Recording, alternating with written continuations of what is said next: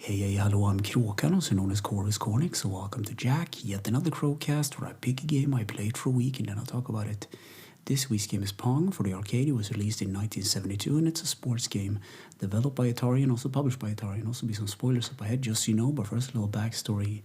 So the whole reason why I picked Pong of all games this week was because of an article that I read in the Old Retro Gamer magazine by Ian Lee, and I'll quote him: "I hate Pong and I always hated Pong." And after reading the article, it kind of made sense because, well, read it for yourself and you will understand, I guess. But that got me thinking. Now it's time for me to do the same, maybe not hate on Pong, but at least review it. So before I talk about Pong, I need to mention something funny. I had a huge deja vu moment where I thought I actually had played the game. So I went through all my episodes, I looked really thoroughly, and I found out that that was not the case. But it's kind of crazy that I haven't covered Pong already. So what is Pong? Pong was the first commercially successful video game ever made, and it also birthed the industry.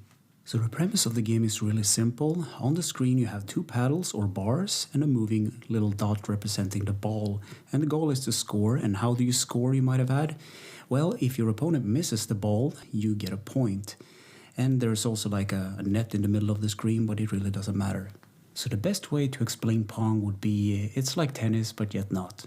In 1972, Pong was released in the arcades and it was designed by Alan Alcorn.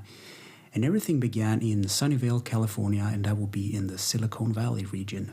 However, Pong was not the first of its kind, and I'll talk more about that in a bit. Nolan Bushnell and Ted Dabney founded a company called CISIG, Company Entertainment Electronics Development, and that's a long title. And they later hired Alan, and they renamed the company to Atari, which is much more of a familiar name. And by definition, Pong was the first game that Atari ever released. Pong was designed to have a simple premise, and Alan, the creator, the designer, didn't think it would be a successful hit at all, but obviously he was wrong. The higher-ups at Atari also wanted the game to have sound, so Alan worked with the limitations of the chipset and made them do beeps and boops. But there was a slight problem. Back in 1969, Ralph Baer created the Magnavox, and Pong is very, very similar to Magnavox. So the parties settle out of court and the rest is history. In 1975, the game released for the home console, so you can technically play Pong at home, and that's more or less the story of Pong. So, gameplay. To quote Alan, deposit a quarter, ball will serve automatically, avoid missing the ball for a high score, and these inscriptions were imprinted to all the Pong arcade machines ever made. Controls. Well, you move white paddles on the screen and try to score. It doesn't get more simpler than that.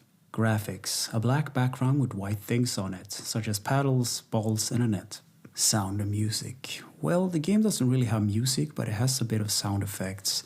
It's very bare bones. It also depends on which version you play, but that's more or less it. Easter egg secrets and glitches. So when Pong took off and became a smashing hit, there were a lot of Pong clones, and I'm gonna read them because some of these names are actually pretty funny.